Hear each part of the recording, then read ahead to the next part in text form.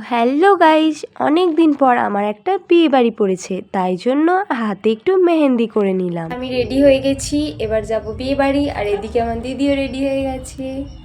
তো চলো গিয়ে দেখা হচ্ছে, ততক্ষণ তোমরা দেখতে থাকো। তারপর এদিকে রেডি হয়ে এসেছিলাম কাকিমাদের বাড়িতে ডাকার জন্য, যেহেতু আমরা সবাই একসঙ্গেই যাব।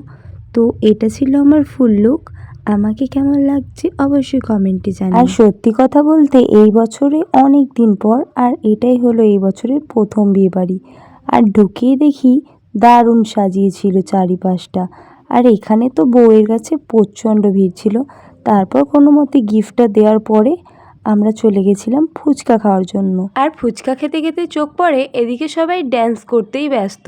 তারপর নিয়ে নিলাম গরম গরম কফি। আর সত্যি কথা বলতে আমি যতবারই বিয়ে বাড়ি গিয়ে কফি খাই ততবারই আমার জিভ পুড়ে যায়। তারপর নিয়ে নিয়েছিলাম চিকেন পকোড়া। আর তারপর কিছুক্ষণ ওয়েট করার পরেই চলে গিয়েছিলাম খাবার জায়গায়। আর এখানে এসেই দেখি এখানের ডেকোরেশনটাও বেশ ভালো করেছিল।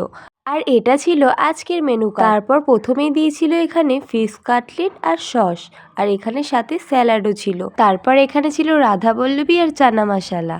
তারপরে দিয়ে দিয়েছিল রাইস আর চিলি চিকেন। আর এইদিকে আমার ভাইয়ের খুব ঝাল লেগেছিল, তাই ও খাবে কি খাবে না সেটাই ঠিক করতে পারছিল না। এদিকে সব কিছু দেওয়ার পর লাস্টে দিয়েছিল আইসক্রিম। এটার জন্যই আমি এতক্ষণ অপেক্ষা করছিলাম। এটা আমার সবচেয়ে ফেভারিট একটা জিনিস। তো সবাই খাওয়া দাওয়া কমপ্লিট করে এবার চললাম বাড়ির দিকে। তো আজকের ব্লগটা ছিল এই পর্যন্তই। ভালো লাগলে অবশ্যই লাইক কমেন্ট শেয়ার করতে ভুলবে না।